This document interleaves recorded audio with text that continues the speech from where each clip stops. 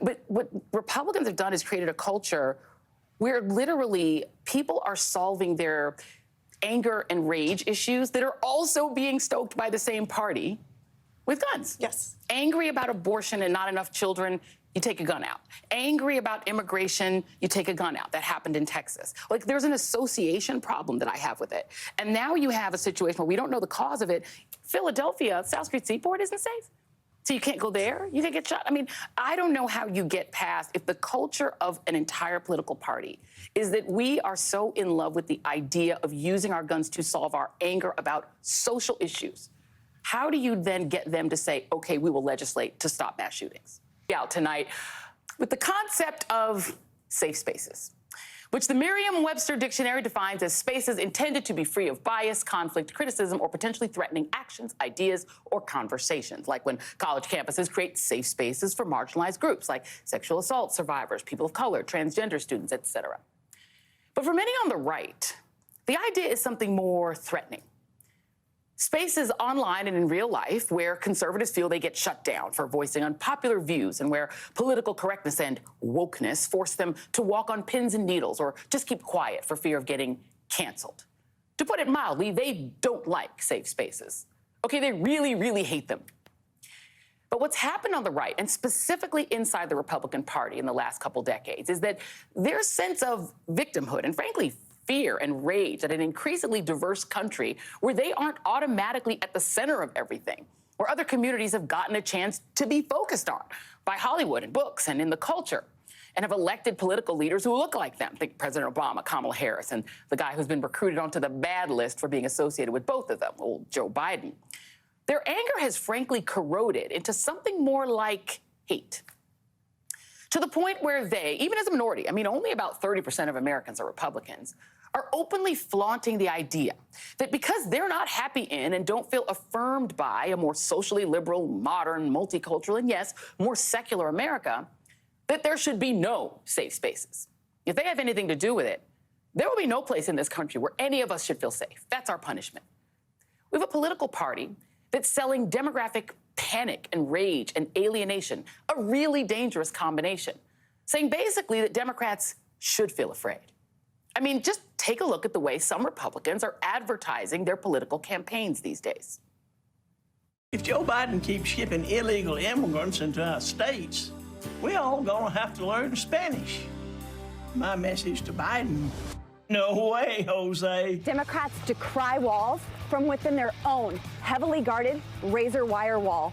Democrats don't want to protect you because they don't care about you. Madam Speaker, tear down this wall. You don't know who's got what in their purse. Lipstick, an iPhone, or maybe a little Smith & Wesson 38. In 2022, I'm going to blow away the Democrat socialist agenda.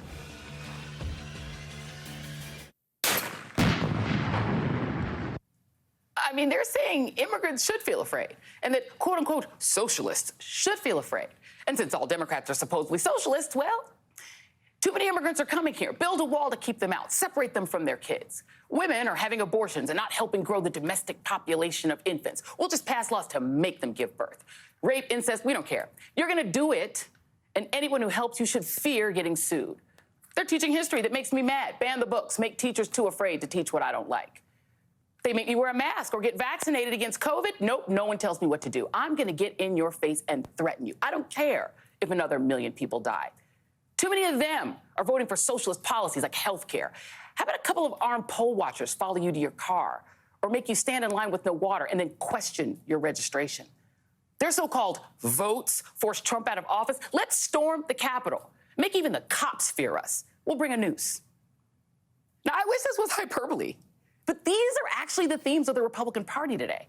A political party whose mantra is there is no safe space anywhere. Definitely not online, where anger and alienation and fear just feast on places like 4chan and 8chan. And they know it. And Rupert Murdoch's marionettes are pulling those themes right onto their primetime shows.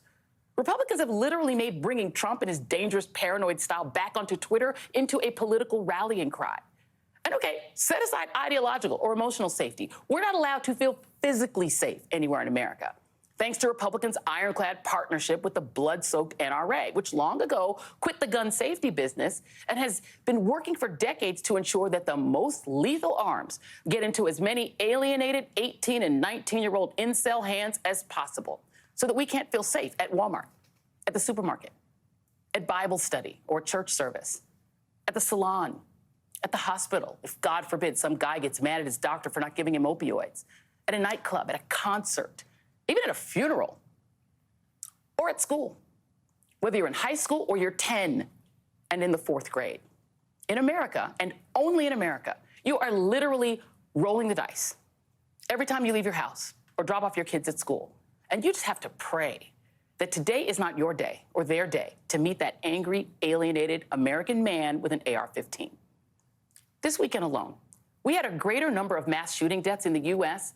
than last week's 3-day weekend, when 17 were killed and more than 70 were injured in mass shootings across the country. Today, multiple Democratic members of Congress attended a rally student activists held at the Capitol to call for action. Meanwhile, the other political party refuses to do anything to solve the problem of gun violence. And don't let anybody tell you that we couldn't solve it. That is just not true. But Republicans want you to just get used to feeling this way, unsafe, everywhere, all the time. Maybe in exchange for a few tax cuts that honestly don't get to you anyway, because they're really for rich people. Or so you can say, ha, I don't have to use the pronouns, victory. Also that they can have more power, which, by the way, they're going to use to give more rich people more stuff and to take more stuff from regular people like you, while you hold your breath every time you go to a store or drop off your kids at school. That's the bargain. Are you okay with that?